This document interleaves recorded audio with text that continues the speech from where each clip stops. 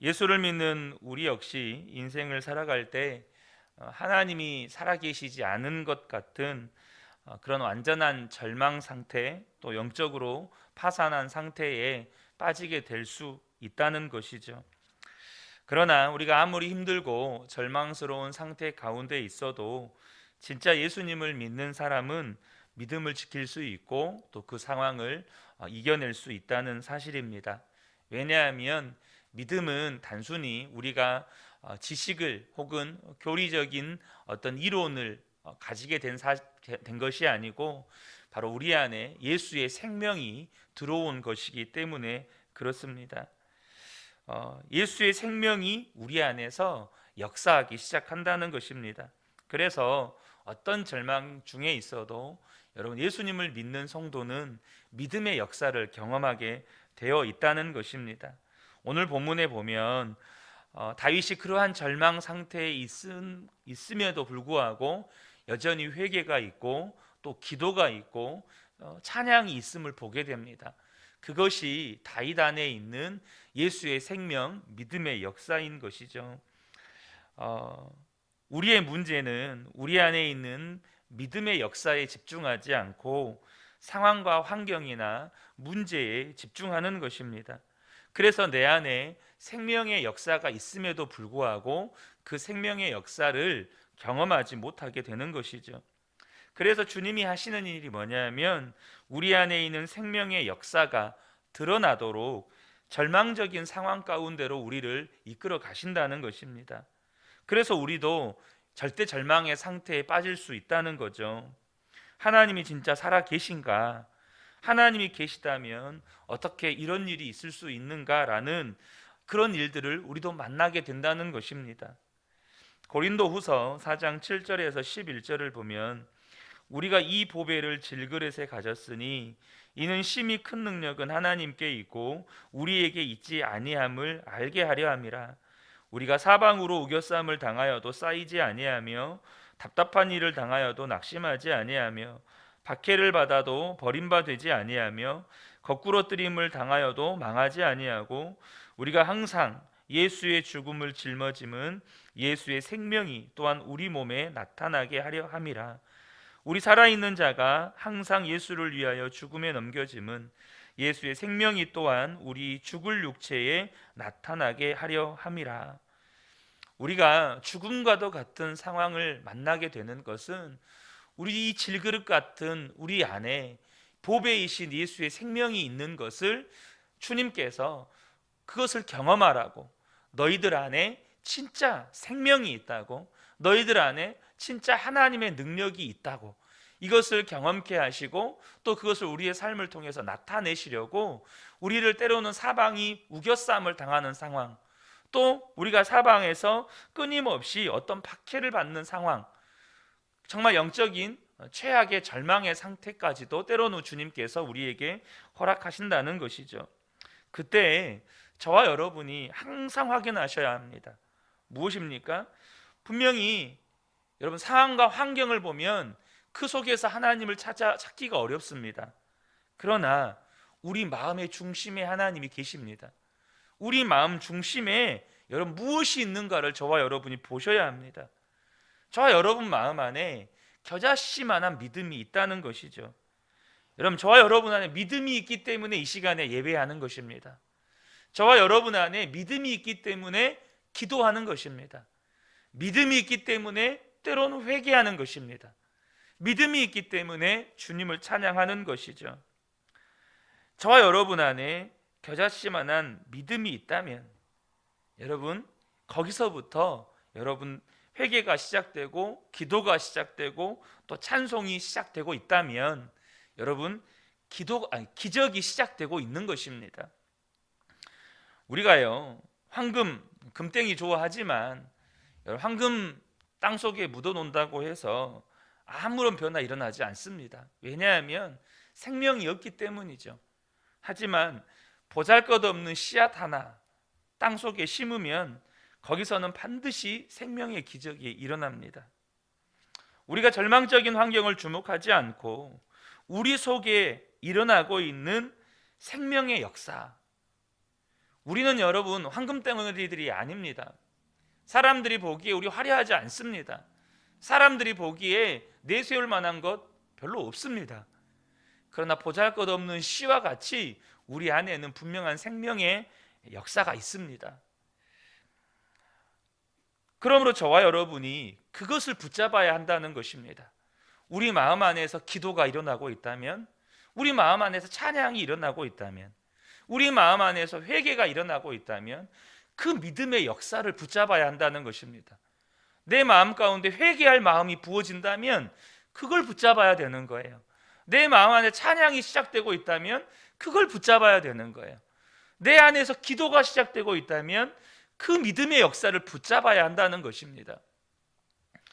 여러분 잘 알다시피 요셉이 얼마나 기가 막힌 처지에 처하게 됩니까? 그렇게 아버지 사랑받다가 갑자기 노예로 팔려갑니다. 그것도 형들에 의해서 팔려갑니다. 가장 사랑받는 아들에서 정말 노예로 전락을 하게 되죠.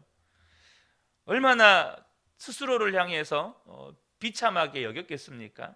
그런데 놀라운 것은 하나님이 자신과 함께 계시는 것이 믿어지는 겁니다.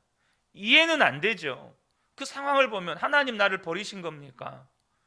하나님 어찌하여 나에게 이런 고통을 주십니까? 이런 원망과 불평이 충분히 나올 수 있을 만한 상황이잖아요. 근데 하나님이 계시는 것이 믿어지는 거예요. 그러니까 요셉의 얼굴빛이 달라지고 요셉의 말이 달라지고 요셉이 그 종으로 팔려갔던 보디발의 집에서 일하는 태도가 달라지는 겁니다. 그게 보디발의 눈에 보이는 거예요. 그러니까 보디발이 이를 가정 총무로 삼습니다. 보디발의 아내가 유혹을 하죠. 근데 유혹을 받는 순간에도 하나님이 계시다는 게 믿어지는 겁니다.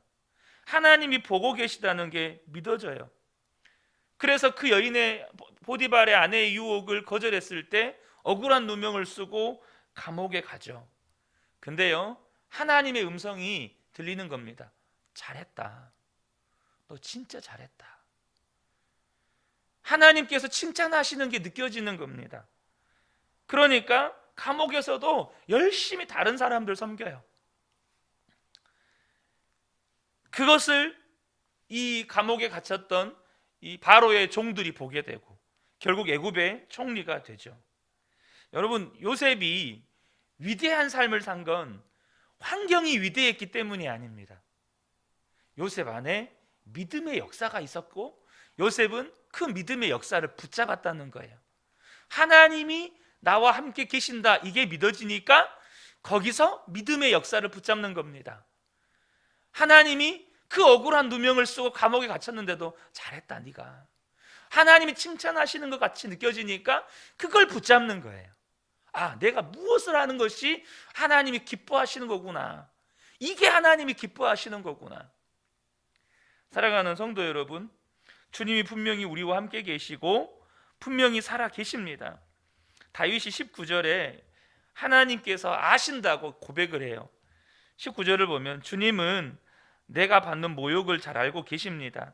내가 받는 수치와 조롱도 잘 알고 계십니다. 나를 괴롭히는 대적들이 누구인지도 주님은 다 알고 계십니다. 그러니까 다윗이 사람 붙잡고 구구절절 말하지도 않습니다.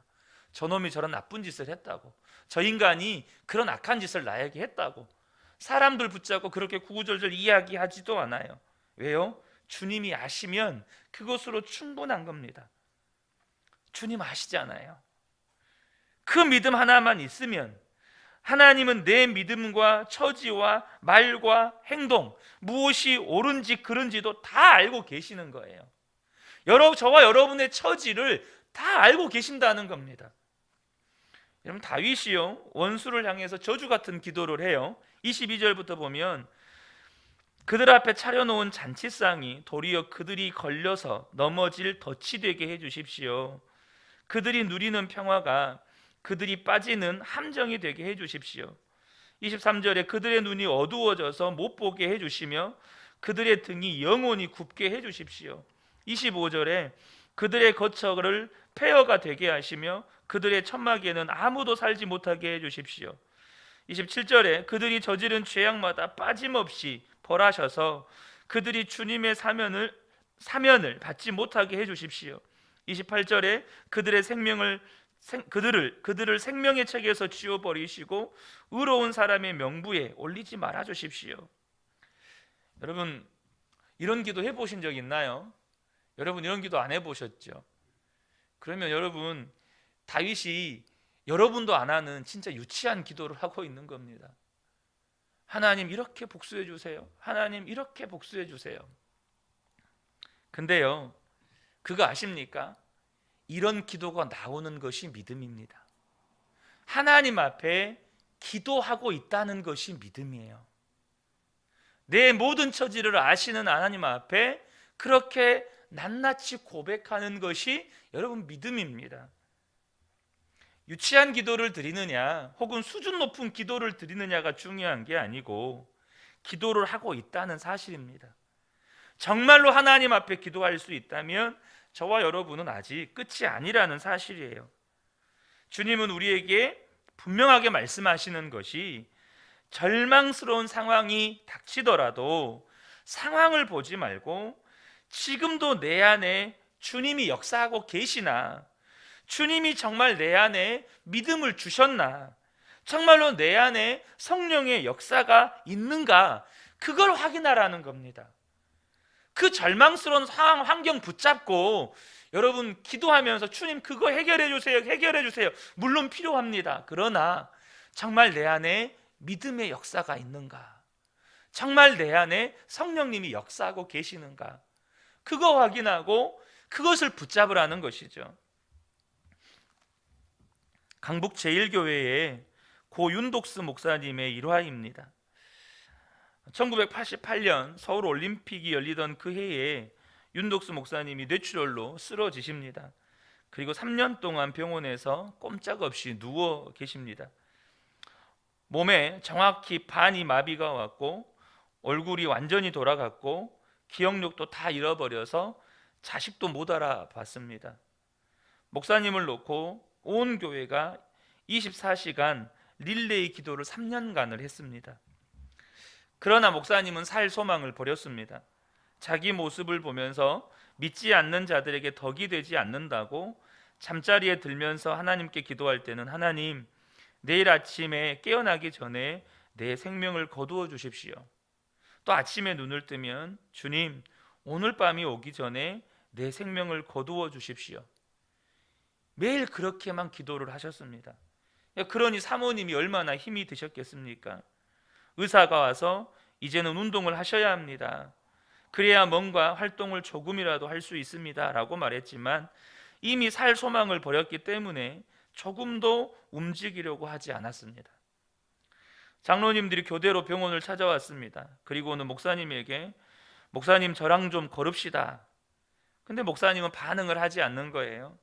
아니 목사님 건강하실 때 너무 바쁘셔서 우리 장로들하고 어디 한번 걸어 다니신 적이 없지 않습니까? 목사님 죽으시겠다면서요. 그러면 우리하고 한 번이라도 걸어라도 보고 죽으세요. 그러니 어떻게 합니까? 꼼짝없이 장로님들 손에 붙들려서 일어나시는 거죠. 병원 복도를 장로님들과 함께 걸음마 연습을 하는 겁니다. 그러다가 꼬꾸라져서 쓰러지면 목사님은 엄청나게 성질을 부리고 또 아주 격하게 반응을 하셨습니다. 그러니까 감정 조절 능력도 사라져 버린 거죠. 그러면 장로님들은 돌아서서 우십니다. 그런 목사님을 보고 우는 거예요. 그리고 다시 눈물을 닦고는 목사님을 일으켜 세웁니다. 그렇게 걸음마를 장로님들 손에 배웠습니다. 차를 태워서 시내를 태우고 돌아다닙니다. 그러면서 안 가겠다고 그러면 장로님들이 이렇게 이야기를 합니다. 목사님 이렇게 다니시다가 뇌가 다시 터지면 목사님 소원대로 죽는 거 아니겠습니까? 만약 안 터지고 목사님이 계속 다니실 수 있으면 하나님께서 목사님에게 다시 온 세상에 다니면서 복음 전하라는 뜻인 줄 알고 그렇게 다니시면 되지 않습니까? 그러니 우리 비행기도 한번 타봅시다. 그렇게 비행기를 태우고 부산 해운대도 데려가고 제주도도 데려가고, 제주도 만장굴에 가서는 목사님 저쪽 입구에서부터 이쪽 입구에 장로님들이 서셔서 걸어오시라고, 사모님 손 붙잡고 비틀비틀 거리면서 땀 뻘뻘 흘리면서 장로님들이 있는 데까지 도달하면 장로님들이 우리 목사님 만세라고 소리를 질렀답니다. 그렇게 목사님을 일으켜 세웠습니다. 어느 날 병실에 사모님과 앉아서 가정 예배를 드리는데 목사님이 갑자기 기도를 하고 싶더라는 것입니다. 말을 못하는 분이었는데 더듬더듬 기도를 했습니다. 입이 열리기 시작한 것입니다. 목사님 말문이 터졌다는 소식이 교회에 들리니 장로님들이 달려와서 이번 주일부터 설교를 하라는 것입니다. 한마디만 하고 내려와도 좋으니 주일에 설교를 하시라는 겁니다. 교단에서 설교 목사를 보내겠다고 했는데 우리 목사님 말문이 터졌으니 설교 목사님 안 보내셔도 된다고, 우리 목사님이 설교하실 거라고. 혀나 몸에 절반의 감각이 있기 때문에 말을 하려면 온몸을 비틀어서 등에 땀이 뻘뻘 흘리면서 한마디 한마디 해야 하는데 도저히 강단에 서서 설교를 할 자신이 없어서 장로님들에게 기도원에 일주일만 다녀오게 해달라고 부탁을 했다고 합니다. 그리고 기도원에 올라갔습니다. 자기 처지가 너무 처량하고 답답한데 오만 잡생각만 나고 기도는 안 되고 눈앞에 보이는 강물에 뛰어들고 싶은 생각뿐이더라는 것입니다. 그렇게 일주일을 보냈습니다. 이제는 진짜 내려가야 합니다. 장로님들과 약속한 시간이 되어서 할 수 없이 내려가는데 그때 주님의 책망이 임했습니다. 야 이놈아, 네가 명색이 목사인데 너는 어떻게 반쪽 없어진 것만 불평하느냐? 남은 반쪽에 대해서 어떻게 그렇게 감사할 줄 모르느냐? 너는 없어진 것만 가지고 불평 툴툴대기만 했지 한 번이라도 하나님 그래도 반쪽이라도 남겨주셔서 감사합니다 기도해봤냐? 너 한번 대답해봐라. 네가 반쪽이라서 못하는 것이 뭐가 있냐? 네가 반쪽이라서 볼 곳을 못 보냐? 네가 반쪽이라서 냄새를 못 맡냐? 네가 반쪽이라서 먹을 것을 못 먹냐? 꼭 좔좔 쏟아야 말이냐? 천천히 말하면 안 되냐? 반쪽이라서 아무것도 못한다고? 너 왼손으로 글 연습해서 설교 온 거 쓰면 안 되냐?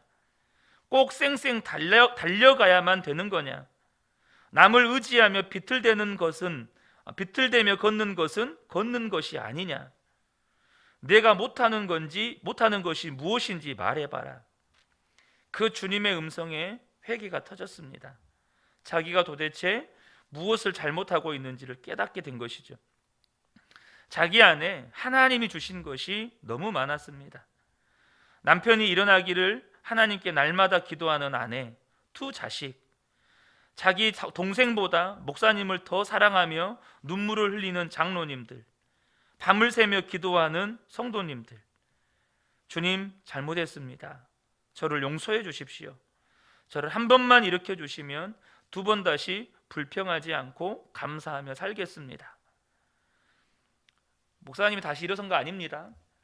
간절히 회개하면서 목사님의 기도의 문이 열렸습니다. 문제는 성경을 읽는 것입니다. 기억력이 다 상실되었기 때문에 글도 잊어버렸습니다. 그래서 성경을 읽으려면 한글 사전을 가져다 놓고 읽어야만 했습니다. 창세기 1장 1절, 태초에 무슨 말인지를 모르겠습니다. 사전을 찾아봤습니다.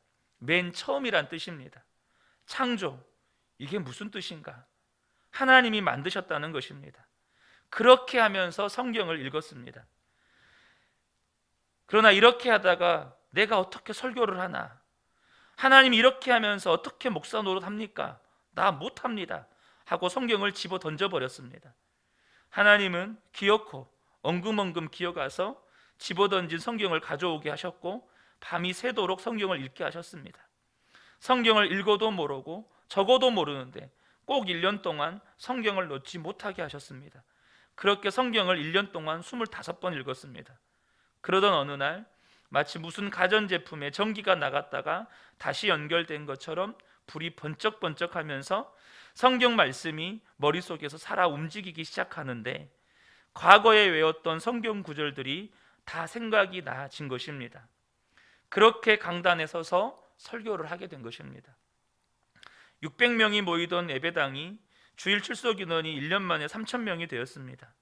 육부 예배를 드리는데 장로님들이 목사님 설교 한 번만 하세요. 그러자 목사님이 그러면 다른 예배를 어떻게 합니까? 그래서 장로님들이 나서서 3,000명이 들어가는 예배당을 짓기 시작했습니다. 목사님 한 번만 설교하게 하자고. 여러분, 저와 여러분의 삶에도 이러한 감사의 기적이 일어나게 되기를 축복합니다.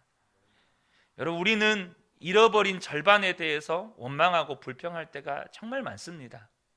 하나님께서 남겨주신 절반에 대해서는 감사가 안 나올 때가 정말 많아요. 왜냐하면 우리의 시선은 잃어버린 절반에만 꽂혀 있으니까. 우리의 시선은 잃어버린 절반에만 집중하고 있으니까.